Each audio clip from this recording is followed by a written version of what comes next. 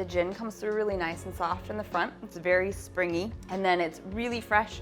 The mint and the grapefruit just sort of build and kind of stick with you in the finish. Very fun. A little bit of a party on the back end, just like a mullet. So let's go shopping.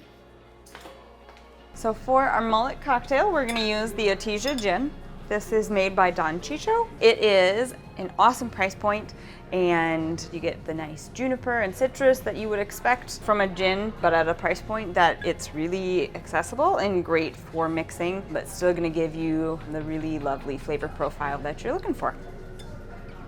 All right, I'm gonna show you how to build our cocktail, the mullet. We're gonna start with some mint. Say like, you can kind of do it to taste, but around 6 to 8 leaves. And then 3/4 of a simple syrup. You're going to muddle that just a little bit. You don't want to overwork it or your mint will come through bitter. 2.5 ounces gin.